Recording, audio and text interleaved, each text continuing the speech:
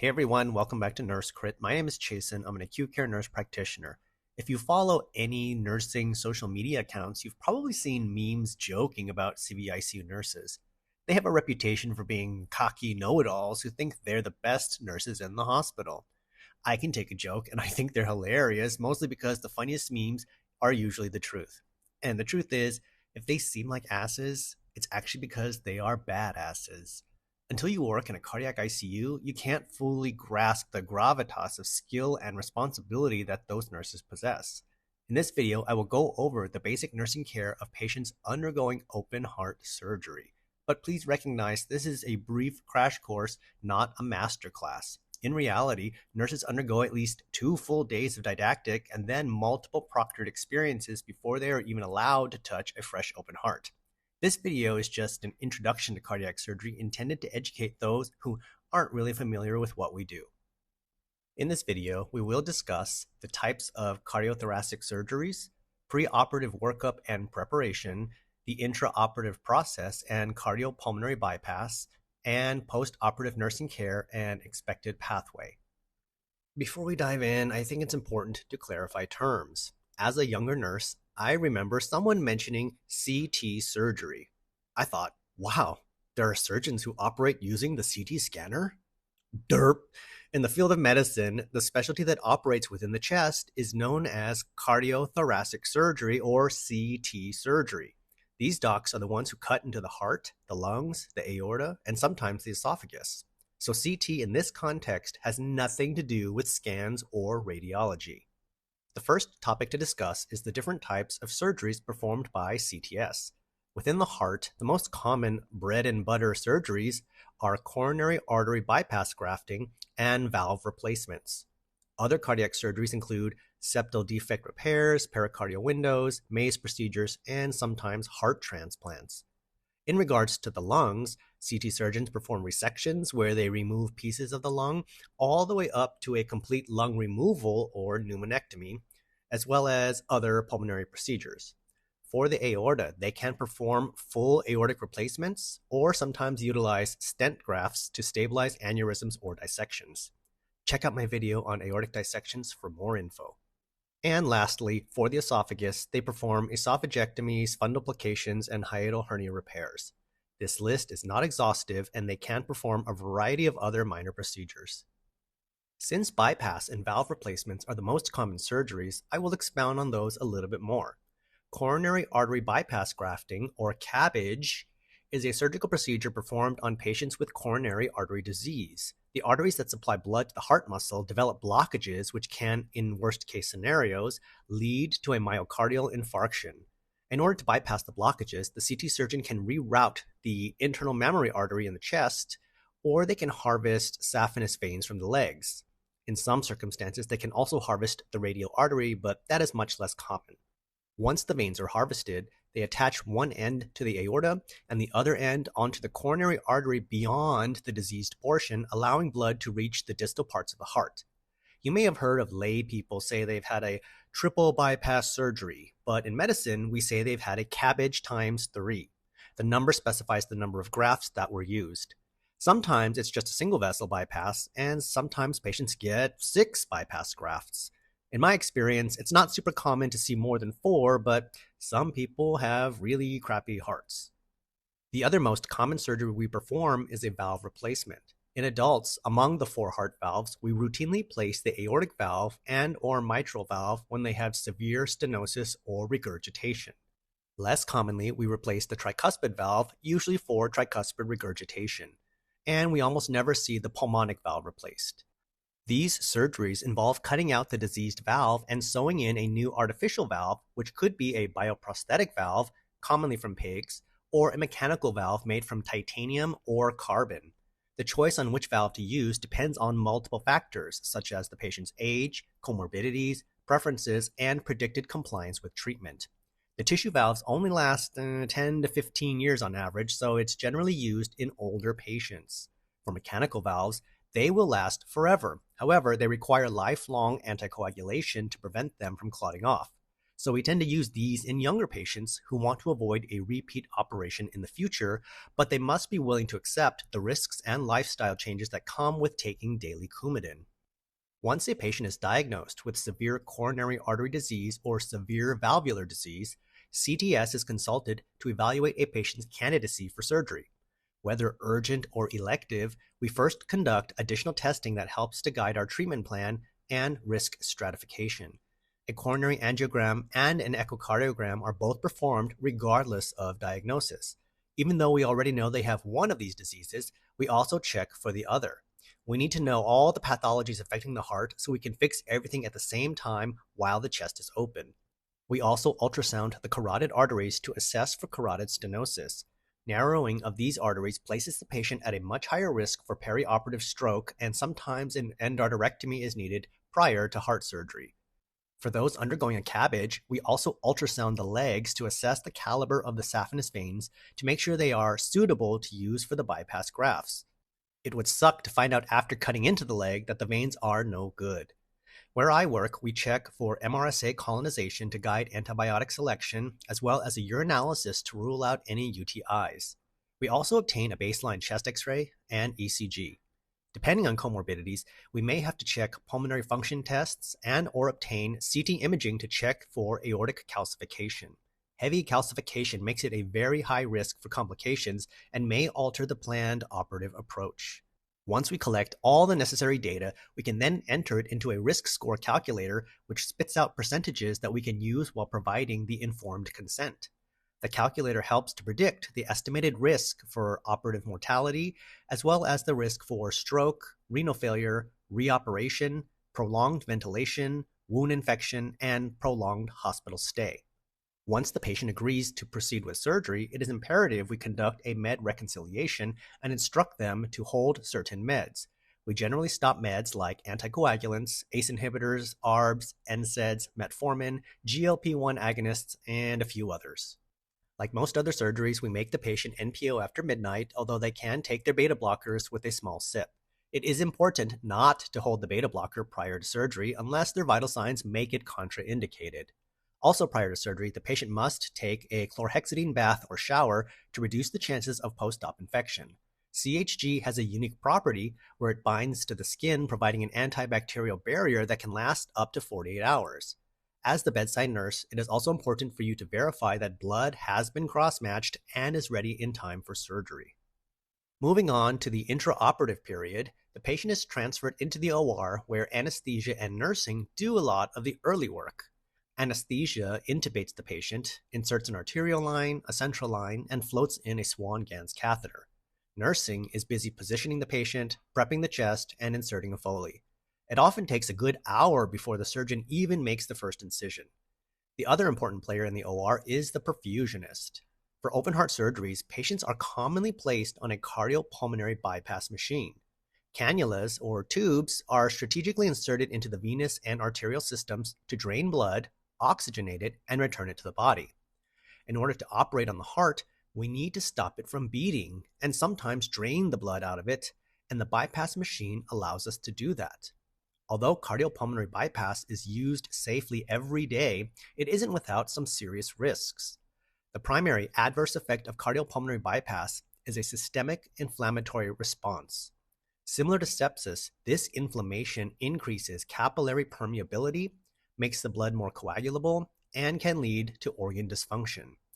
There is risk for strokes, cognitive dysfunction, pulmonary dysfunction, acute kidney injury, and dysrhythmias. Because of the high risk of clots from inflammation and the machine itself, large amounts of heparin are administered, and therefore bleeding intra-op and post-op are common. Air embolism and mechanical failure are also potential risks, but much less common. The longer the pump time, the greater the chances for associated complications. Given the severe physiologic insult from going on bypass, there are times in which a CABG can be performed off-pump.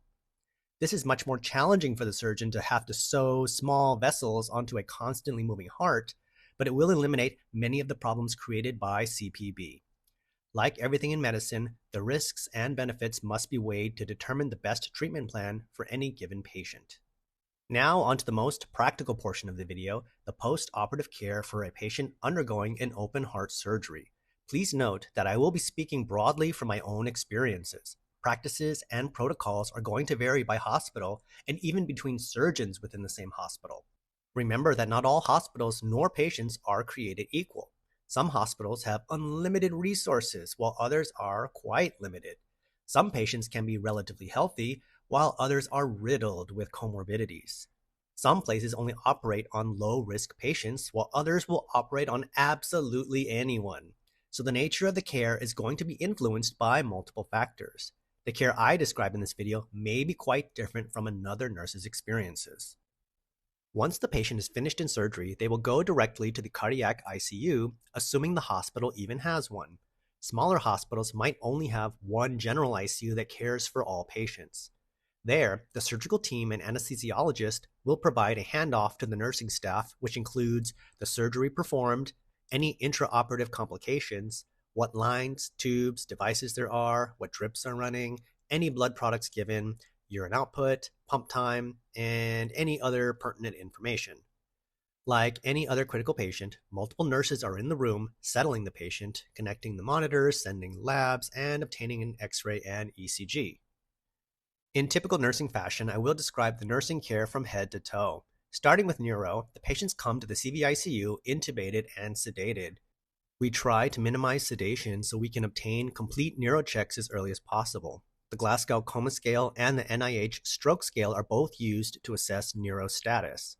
Remember that patients are at significant risk for stroke from the surgery itself, from cardiopulmonary bypass, and from certain existing conditions. If any focal deficits are identified, a code stroke is called. Despite us operating on the heart, we have to very closely monitor the brain as well. Next system to discuss is cardiovascular. It is not uncommon for patients to be hemodynamically unstable after surgery. It is dependent on their cardiac function prior to surgery, as well as their physiologic response to being on bypass. As I mentioned earlier, nearly all patients come out with a Swan-Ganz catheter and arterial lines. We can continuously monitor hemodynamics. Please watch my other video on hemodynamics to get a better understanding of the values we monitor. Patients are commonly on one or more vasopressors or inotropes to maintain adequate perfusion. Because of the iatrogenic capillary permeability and fluid shifting, volume administration is frequently needed to support hemodynamics, and this can be achieved by either crystalloids or albumin. Some sicker patients may also require mechanical circulatory support devices like an intra-aortic balloon pump or Impella. Like all ICU patients, we monitor the ECG for any significant changes. Dysrhythmias are a very common complication after heart surgery. Atrial fibrillation occurs in about 40% of patients undergoing CABG surgery and is even higher in valve replacement surgeries. Beta blockers and amiodarone are used to prevent and treat AFib respectively. Heart block is another common dysrhythmia, especially with valve replacements. Nearly all patients come back from the OR with epicardial pacing wires, which can be used to start temporary external pacing if needed. Some patients will go on to need a permanent pacemaker during the admission. Two of the most dreaded cardiovascular complications we monitor for are graft failure and tamponade. Both require an immediate trip back to the OR if they occur. Moving down to the pulmonary system, I mentioned patients come out still intubated. In the best case scenario, the patient meets criteria for extubation within a few hours after surgery. We want to extubate as quickly as possible to avoid the complications associated with prolonged mechanical ventilation. Once extubated, we encourage the use of the incentive spirometer to keep those alveoli functioning. With all of the capillary leak and fluids we administer, pulmonary congestion and pleural effusions are common complications. BiPAP and high-flow nasal cannula are frequently used for respiratory support post-extubation. For the gastrointestinal system, patients initially come from the OR with an NG or OG tube to suction. Depending on the length of their mechanical ventilation, we will instill oral meds down the tube. Once the patient is extubated, we will remove the enteral tube along with it. If the patient passes a bedside swallow screen, they can be started on clear liquids with gradual advancement to a cardiac diet. The bowels almost always slow down after surgery, so a couple of days of no bowel movement are expected. But beyond that, we will get a little aggressive with getting patients to poop. The last organ system to discuss is the Princess Renal System. The kidneys are such a sensitive organ and they often take a hit from the surgery. Acute kidney injury is commonplace, as is the need for nephrology involvement. Patients come out of surgery with a Foley catheter, and nursing must monitor this like a hawk. A drop in urine output prompts an assessment of hemodynamics and fluid volume status. It's always a tricky situation trying to figure out if the patient needs more fluids or diuresis. We often load a ton of fluid early on and then spend the rest of the admission trying to diurese it off. For patients with chronic kidney disease, sometimes they end up on CRRT for a few days while the kidneys slowly recover from surgery. Aside from the solid organ systems, we do perform a lot of hematological monitoring. As soon as the patient arrives to the CVICU, we send off a full set of labs. Then we repeat labs every 4 hours for at least 2 more times. If those are stable, we transition to routine daily labs. When interpreting the CBC, we don't pay too much attention to the white count initially, as this can be elevated from surgery alone and isn't that useful. But we very much want to know the hemoglobin and hematocrit to assess for blood loss. Unlike most transfusion thresholds of less than 7, in CTS we often prefer to transfuse for hemoglobin less than 8. However, there is a caveat that if the patient did not receive any blood intraoperatively, we want to avoid a postoperative transfusion if possible. There are physiologic benefits to keeping the patient a blood virgin, but once they receive any blood, we won't be quite as conservative. Obviously, we monitor the platelet count as well as coag studies to assess if we need any yellow blood products. Patients always come out with 1 or more chest tubes in the mediastinal and pleural spaces. Nursing will initially monitor the output Q15 minutes for a few hours until the drainage is under an acceptable rate. If there is greater than 100 mL of output for more than a couple hours, the surgeon must be notified. Lab checks might be ordered more frequently, or the patient might require a trip back to the OR for exploration. The other labs we closely monitor are the electrolytes. Potassium, magnesium, and calcium are aggressively repleted to reduce the chances of dysrhythmias. We especially want the K greater than 4 and the mag greater than 2, and this is one of those things CV nurses obsess over. Lastly, for CTS patients, we try to maintain tight glucose control. We use an insulin drip for the first 24 hours post-op and then target a blood glucose of less than 180 at all times. One more thing worth mentioning for post-op care, given how critical these patients are, sometimes they unexpectedly suffer from a cardiac arrest. Rather than traditional ACLS, there are alternative protocols known as Cardiac Surgery Advanced Life Support, or CALS. CV nurses should be educated in this system and be trained to assist in performing an emergency bedside resternotomy. The final objective to discuss is the typical pathway of a best-case scenario patient. On post-op day 0, our goal is to have the patient extubated, fluid resuscitated, hemodynamically stable, minimal chest tube output, adequate urine output, and labs within established parameters. If all of that is good, by post-op day 1, we already want the patient out of bed to chair first thing in the morning. Ideally, patients will get to the chair for all 3 meals. Of course, it depends on clinical status, but we may start removing some of the lines and tubes by day 1 or 2. If appropriate, we will remove the Swan, the A-line, the Foley, and lastly, the central line. If chest tube output is acceptable, we will start to discontinue those as well. Usually by post-op day 2 or 3, the patient should be stable enough to transfer out of the ICU to the telemetry floor. By post-op day 3 or 4, any remaining chest tubes and epicardial wires will likely be removed. In telemetry, the patient will be engaging in rehab activities like ambulation and/or physical therapy. If the post-operative course is uncomplicated, the patient may get discharged home or to a rehab facility by post-op day 5 or 6. All along the way, we are adding appropriate medications like beta blockers, statins, aspirin, and sometimes antidysrhythmics, anticoagulants, or other necessary meds. Before discharge, extensive education must be conducted to teach the patient the importance of medication compliance, incision care, vital signs monitoring, daily weights, activity restrictions, sternal precautions, dietary changes, and adherence to follow-up appointments. And that is the typical care involved in any CT surgery patient. Do you still feel the same way about CVICU nurses now that you have a better understanding of what they have to know and do? Maybe now you yourself are interested in pursuing this challenging specialty. If you found this video helpful, please let me know in the comments. It would really help me out if you could click that like button and subscribe to my channel. And finally, a reminder that I have a nursing pharmacology book available on Amazon for those seeking to become the pharm guru of your unit. The link is in the description below. Thank you so much for watching and hope you will join me in my next video.